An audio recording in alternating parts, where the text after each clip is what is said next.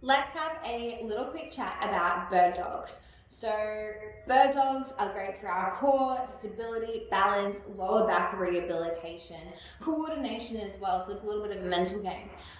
One big thing I do see a lot of people go through is when they're doing their bird dog position. So one is some people have hands too close, some people might be really far away. Others as well is once they've started their extension of the movement, so when we begin to extend opposite hand and leg, I see a lot of people go from a neutral spine into a more extended, so they're rotating their pelvis, they're tilting their pelvis out, which then also encourages rib cage flare. We lose a lot of abdominal engagement, and you will feel your pelvis literally pushing back out, which then also increases more load on our lumbar spine. So you can feel that really shorten, you can feel it tighten, and like it does start to cramp if you were to hold that position for quite some time. So one thing I like to think about when it comes to setting up that perfect position for a bird dog is obviously hands directly under shoulders, knees under the hips.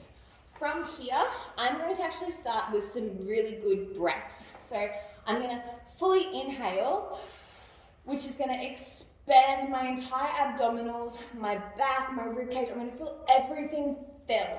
And from there, when I exhale, I want to feel it all drawing out of me. So I can feel that lower abdominal pull in a little bit, my rib cage closes, the sides of my obliques, my abdominals literally almost come all in together, which also then brings me into more of a neutral position, so my neutral spine. Everyone's got a preference as to where their spine will usually sit, which is most comfortable for them. But we want to make sure that we're not sitting there and extending and flaring out. So I'm going to exhale, which is going to then pull in my abdominals, my rib cage, my lower belly, pulling that all in tight. And once I can feel my abdominals are locked in, I'm just going to extend the back of my head up to the ceiling.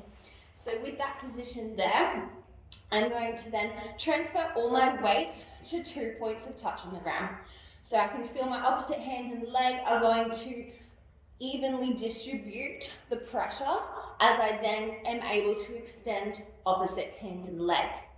So I'll extend and switch and alternate between each side while keeping my rib cage down. So I'm not extending and having that lower back flare, I'm actually pulling that abdominal wall in.